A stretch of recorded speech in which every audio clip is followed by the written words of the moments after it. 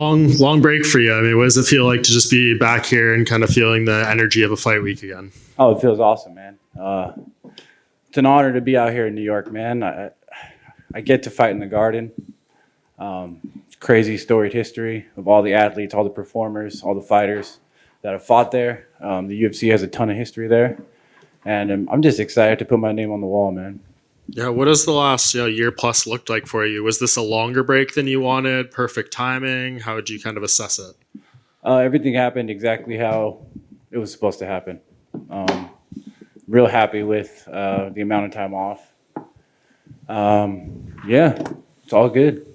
Yeah, I know we don't have to tell you, the story of your own career or anything like that, but what have you kind of taken away from the recent fights, and just where do you feel you're at in terms of skills and mentally going into this fight?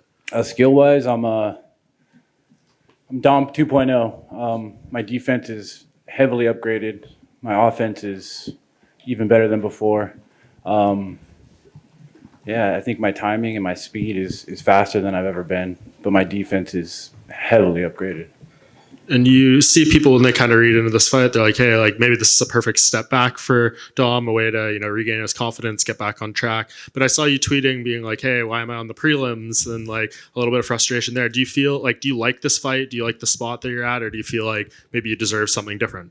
I mean, as a fighter, we always want to be, the top guy,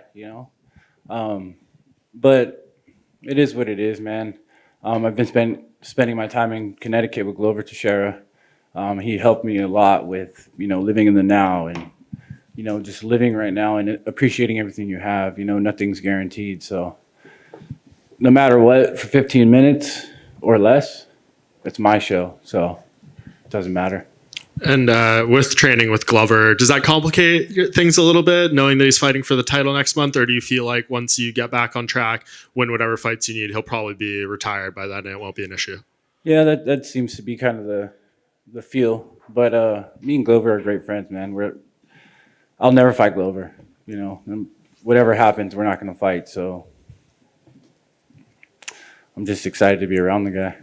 Yeah, and last thing for me, seeing Yuri holding the belt now and looking back on your fight, like, does it make you feel better about that loss and knowing that you aren't all that far off, considering all the moments that you did have in that fight? I mean, yeah. I mean, it was that fight was razor thin. That was a razor thin fight. I mean, you could look at it and say, I got knocked out or whatever I did, but I also knocked him out at one point. That fight was a great fight. I only put on great fights. My last fight was fight of the night. Then the fight before that was not so great, but it was still a good fight. I went down swinging. You know what I mean? Like, I put on great fights no matter what, and I intend on doing it again on Saturday. Dom, right here, straight ahead. You can go. Thanks, Jose. What do you think of this matchup with Ryan Spann? Can you just kind of talk me through what you're expecting to see out of him? Ryan Spann, he's a very tough guy. He's on the up and comer. He's got a lot of momentum in his direction right now. He wants everything I have. Bottom line, he's number 11 or 12, and I'm number 6 or 7. I'm number 7. Sorry, whoever's number 6. But yeah, like, this is his opportunity again to try to come up and get into the top echelon. But he's still not that guy.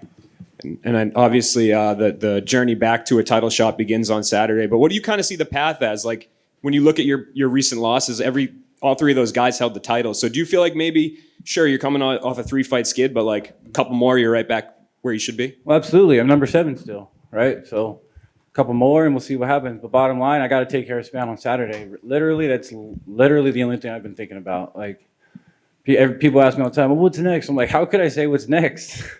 I don't know what's going to happen on this one. I feel I know what's going to happen. I feel prepared and ready to go, but you don't know what's going to happen. There's so many variables in this sport. So for me, take out Spann and then go from there. Obviously, in the lead up to your last few fights during media days and interviews and stuff, a lot was brought up of like your analytical mind and your college and everything. When the UFC shows highlights of Ryan, it's usually like big punches, these knockouts, and this power. But if you look at his record, it's a lot of submission wins. Do you think we're not talking about or looking enough at his submission skills? His submission skill. Yeah, that's for me. That's his biggest threat is that submission, that choke that he does. Um, yeah, he's a puncher to a degree. You know, he's a good fighter. He's a great fighter. You know, he's in the UFC. He's skilled, and he's on his way up. But I wouldn't say his striking ability is his number one asset. Like you said, I would say his submission ability is his number one asset. And you talked with your work with Glover and like your conversation with him. Did he give you any advice on just like there was a point in time when he had lost like a couple in a row and then he built his way back up to winning the title and it was that big moment in Abu Dhabi. Did he give you any words of advice on just that, like building yourself back Oh, a up? bunch of them, man. I spent his entire birthday with him. We were hanging out all day long, you know, and we talked about life, you know, before, after, during, you know, and it all comes down at the end of the day, man. It's about what's happening right now and how you feel about yourself and how you're portraying yourself to the world, you know. And as long as you're being true to yourself, that's really all that matters. And that's where I am, man. I'm happy. I'm fighting for me. You know, I'm not worried about my answers to you guys anymore. I'm just saying what's on my heart, you know. Were you worried about your answers to us? At one point I was, you know, you know, I want everybody to like me. You know, I want to be the guy, blah, blah, blah, blah, you know. But it doesn't matter. Like, what matters is the performances in the octagon and, you know, how I treat my family, how I treat my friends and my fans, and that's it. Then unrelated to your fight, but I've been asking everyone this at Media Day. This is going to be Frank Edgar's last fight in his MMA career. So were you a fan of his coming up? Do you have any memories with Frank out there watching or just being around him? Yeah, Frankie's been in some awesome, amazing wars. The Gray Maynard fights that was crazy. You know, Frankie's a man. I really got nothing to say other than he's a man. And every time he fights, he puts on a show, and it's awesome. And obviously, since you've been training with Glover, you've been training with Alex Pereira a bit. Do you have any thoughts on how he probably? I assume you're going to side with him, but how do you think he gets it done against Israel? Man United didn't.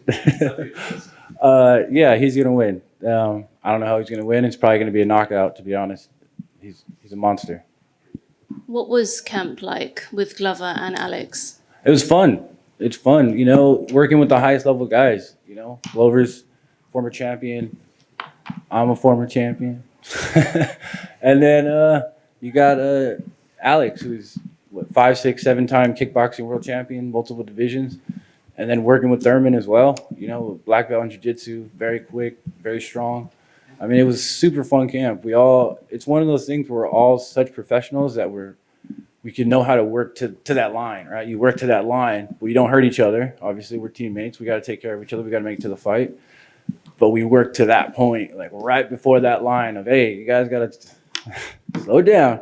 But it was just a lot of fun, man. Every day, it was really good being out of my comfort zone. Right? I never trained out of California, and then going out to Connecticut and training with those guys, and really like, I'm the new guy. You know, I took a step back. You know, it's Alex is fighting for the title. It's Glover's gym. You know, and it was kind of cool, like being a student again. And yeah, man, I'm ready to go. Do you feel that added something new, something different to you? Absolutely. My defense, like I was saying, my defense is crazy now. Like, you guys are going to see. When Alex and Glover and everybody is like, bro, it's really having a hard time even getting close to you and touching you. That says a lot, you know, and I'm very confident and happy. And with working with Glover, how do you think he does against his rematch with Yuri? He just got to finish the job. You know, he was already there. He just got 20 more seconds, and then we got the belt back. Yeah, I think Glover's going to do great. He's an OG. He's a legend, and he's had so many fights, and he's had so many camps, and he's ready to take his title back. Thank you. Dominick over here. So obviously you're a California guy, like you mentioned, but you do have ties to the East Coast. You went to Stony Brook and everything. So, you know, how has it been kind of readjusting to East Coast life? Well, initially, you know, the time change gets you. You know, you're grappling and going through hard practices, and you're dealing with a time change. It's not that fun, but it's been great, man. It's been refreshing. That's the word I would put on it. It's been refreshing, you know. Just being on the East Coast again, having, you know, crisp air, living in the woods of Connecticut, and yeah, I like it out here. I really do. I feel like when I first came out here, when I was 18 years old to go to college, it kind of made me the man who I am. And now I'm back out here and I'm 2.0 now.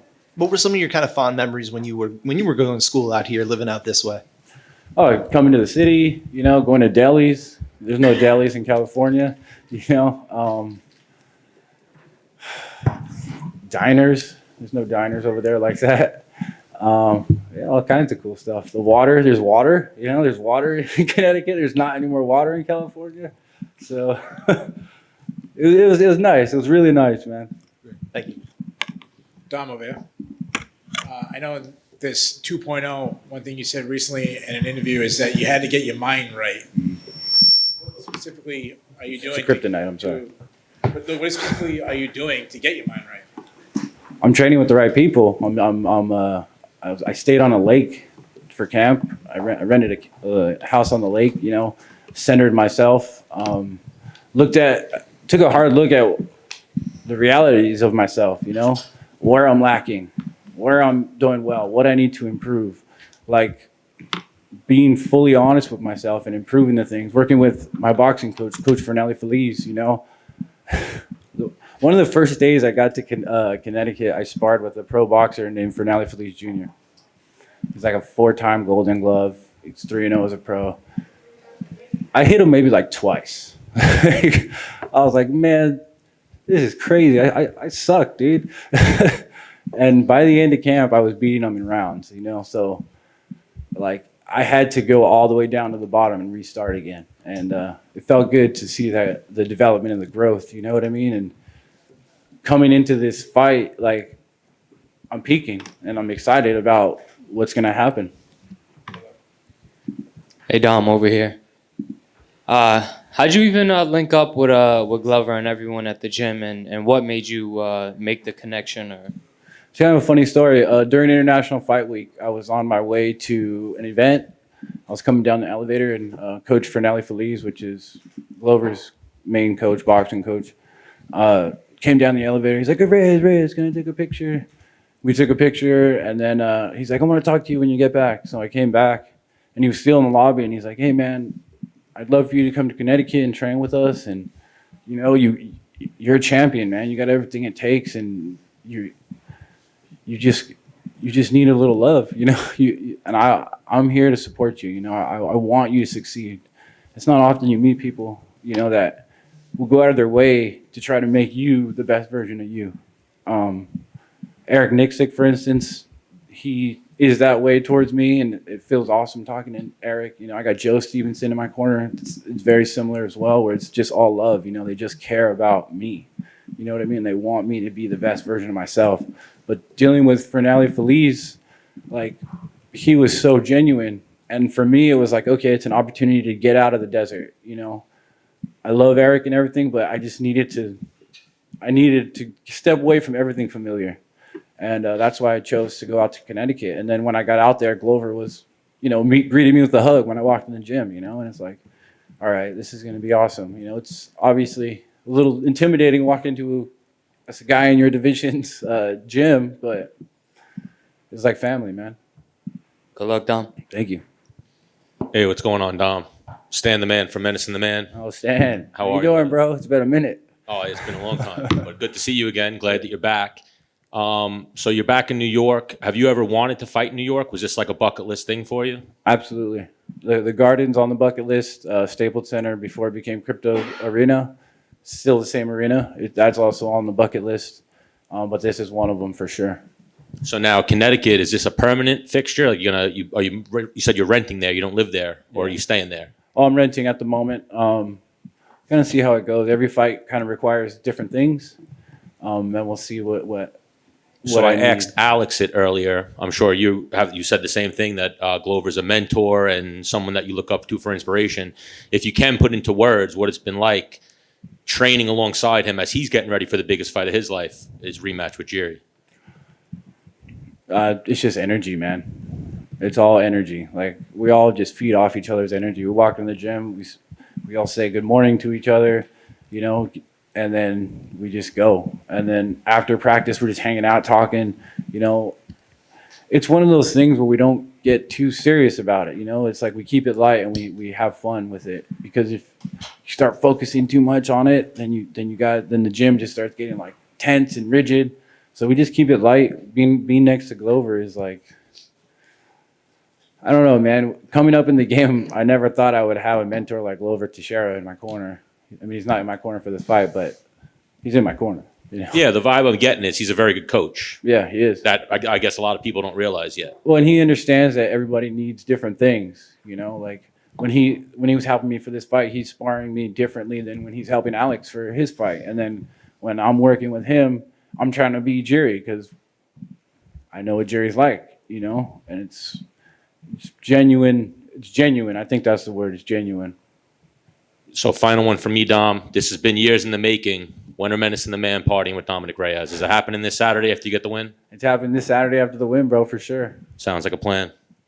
Good luck on Saturday. Thank you. Dom in the back here. This is your last one. All right. I had a few questions. Next question. So Jon Jones' last fight was 3 years ago. Next question. It was. All right, go. I'm just messing with you. Go. Jon Jones' last fight was 3 years ago, and it was you. Obviously, you think you won that fight. He's, moving up to heavyweight. But is that a fight you ever want to get back? I mean, yeah. I mean, I've always wanted to fight John again. That was the whole thing, the rematch him. It just didn't happen, you know. He said, I'm too dangerous and costs a lot of money to fight me the second time. So he decided to give his belt. Like, that's it. And this is the first time in your UFC career that you're fighting someone with more experience in the promotion. You have more fights than Ryan Spann. You were touted as one of the best prospects in division for so long. Do you feel like you've made that pivot from a prospect to a veteran? Yeah, I mean, 2 title fights in a row, fighting 4 champions in a row. I would say I'm a veteran for sure. Last one. You went obviously started your career out undefeated until that title fight. Since then, 3 losses in a row. Are you in a different headspace since being that undefeated prospect with that bravado? You had that attitude. You came into that title fight feeling on top of the world. Since then, do you feel like you've changed your headspace? No, I still think I'm the best in the world. I'm still going to show up and show out. I mean, it's all about being under the bright lights, man. My whole thing is under those lights with the crowd. There's nothing better in the world. Once that cage door locks, I'm like, now you can't leave. It's me and you, and I'm walking away. Same exact mentality. Thanks, Tom. All right. Sir. You guys.